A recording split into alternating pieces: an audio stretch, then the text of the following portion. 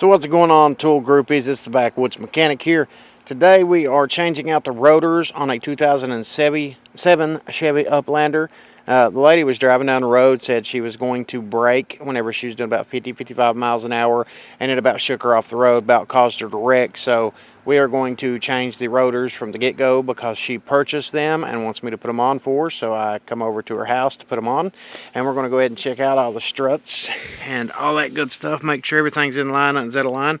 But today we're going to focus on this. Now, I've already got it jacked up. Got scotches underneath the wheels right there, and I got my jack stand up, securing it. Also, like putting my tire underneath the front end in case something falls. Now, what you're going to do here, you can get by with taking this bolt off here and the one right down here that holds this caliper mounting bracket on, and pull the whole thing off. But just in case your brakes are a little bit thinner, where it's going to be a brand new rotor and this one's an older one, we want to go ahead and take the whole thing apart. That way we can adjust everything the correct way. So you're going to need to take off the caliper bolts, which is here and right down here.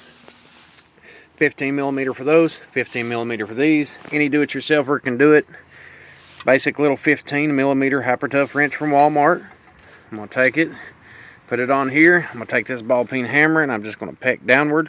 Now, if you're facing the vehicle but the bolts are facing you, then it's reverse, all right? Righty-tighty, lefty-loosey. But righty-tighty is in that direction. So if it's going right, it's going left. So think of it, if you're facing it and it's facing you, it's counterclockwise to tighten, clockwise to loosen. So that's what we're going to do, and loosen these up. We're going to go ahead and pull this off here. And then you're going to have this hub nut right here, which I'm pretty sure is probably 1 5/16 of an inch, somewhere in that range. I've misplaced that particular socket, but I do got a 1 3/8 inch right here, and it will fit just as good.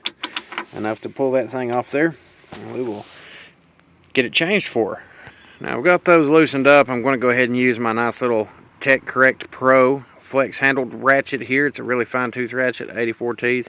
An old Benchtop deep weld 6-point socket here, and I'm going to go ahead and start loosening these things up. I just like this particular ratchet. I bought it, and Tech Correct Pro, for those of you who don't know, it's owned by CarQuest. It is their new brand that they got coming out. You can pick it up at Advance Auto and CarQuest and Auto Value stores, I believe. I'll post some links in the description box below for those interested. But I just like this ratchet. I use it for everything, and it comes in handy. It works really well. It's also shallow, so it fits in places others won't.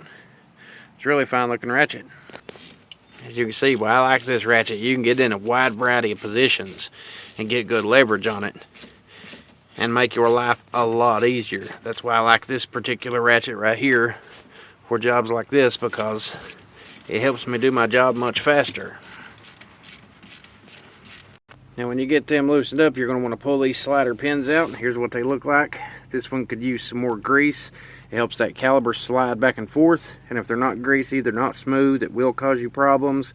It will cause your calipers to lock up and not function properly, so we're going to clean this up and grease it real good before we put them back in.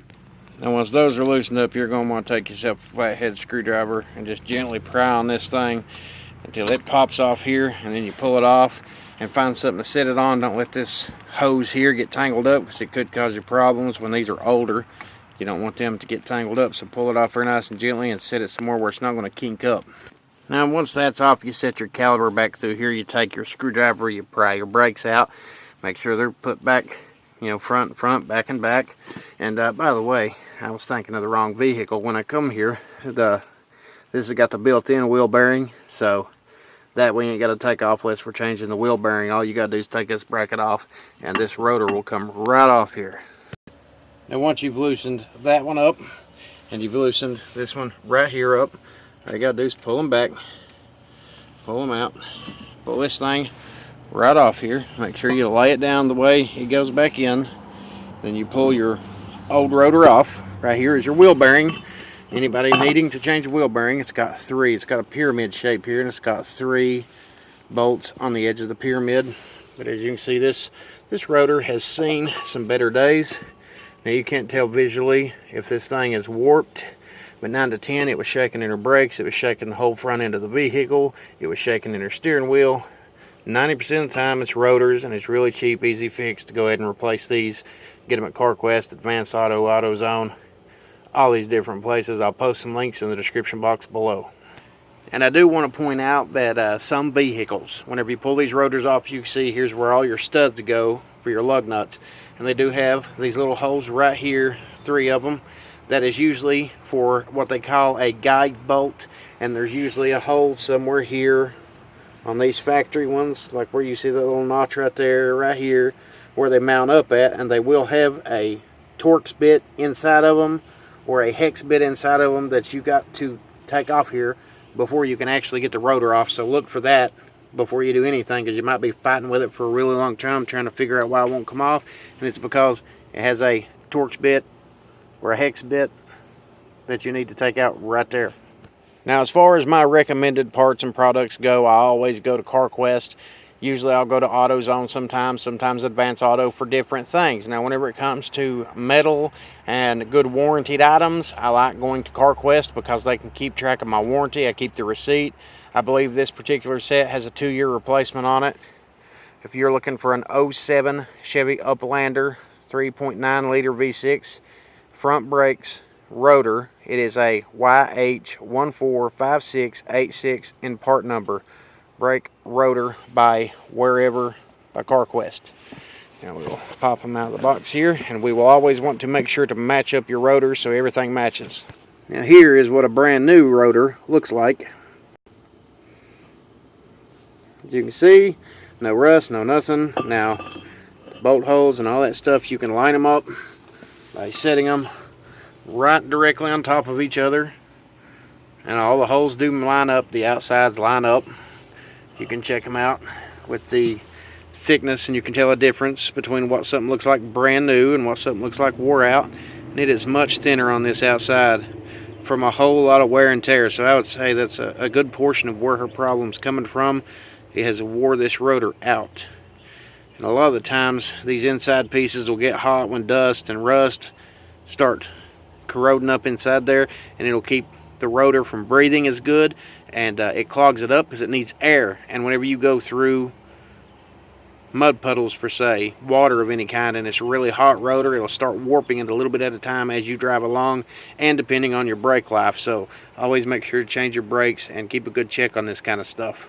And then of course you go in reverse, you mount it up, and if you do have one of those guider bolts right there, you go ahead and put it back in place, and it'll help hold the actual rotor on here while you start mounting the caliper bracket and everything else back in place. I'm going to go ahead and clean this up. It don't hurt to go ahead and clean these things up, knock the dust off of them, use some brake cleaner, put some lube on it, make sure everything's good, make sure these little spots here where these little rubber booties are, it's where your slider bolts there go in at. Make sure they're good and greased up, lubed up, that way they'll slide freely. Now once you line everything up, you go ahead and tighten up those 15mm bolts. Now this is just me. If you don't have a torque wrench and you don't think you got enough leverage on it, you can always take you a boxed in wrench, something that fits nice and tight, and go ahead and peck on it. Make sure it's good and tight, and then peck on it just a little bit with the wrench to make sure you got that extra torque in place. Just don't over tighten it.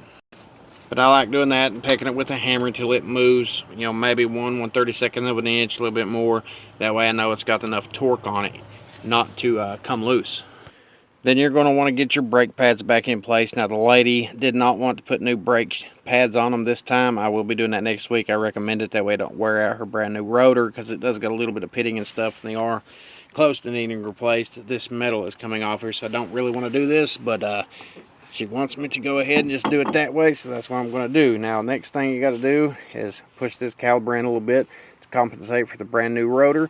You can do that by putting one of the brake shoes up here and putting a C-clamp on it and tightening it up, or you can go buy one of these they got online from Lisle. It's a brake caliper tool. I will put the link in the description box below and make your life a lot easier. And make sure to push that caliper back. Now this one is meant for a double caliper, one that's got 2 different pistons on it. But all you got to do is slowly squeeze it, and it'll slowly push that caliper back in place. Or like I said, you can put a C-clamp on it and it's just as good. Now of course the difficult part in doing this, make sure you get the caliper back just enough. If you're doing this with new brakes, you need it all the way back. If you're doing this with your old ones like this one is, you need to nudge it back just enough. Make sure your reservoir cap's open, that you got fluid just in case you need it. Make sure you get it in there and line them little rubber booties up. That way they're not kinked up, they're not damaged, because you absolutely need those and you don't want them tore up. And that way your slider bolt goes right back in place the way it's supposed to. And it doesn't hurt to clean the threads up on these things, and you can pick up one of these little plumber brushes that people use for pipes, and it'll help clean the actual threads up on these bolts pretty decent. Just a little DIY tip.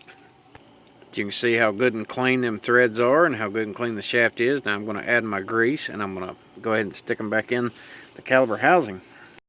Now once you've done that and you've got them slid back in there and everything's lined up, go ahead and tighten everything back up.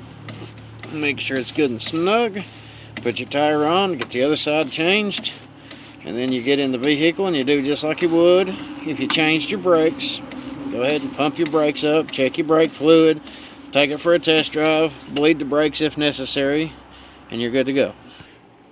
So if you want to see more basic do-it-yourself videos, you want to see tool reviews, see some of the products that's out here on the market that you could buy that can make your life easier, go ahead and hit that subscribe button.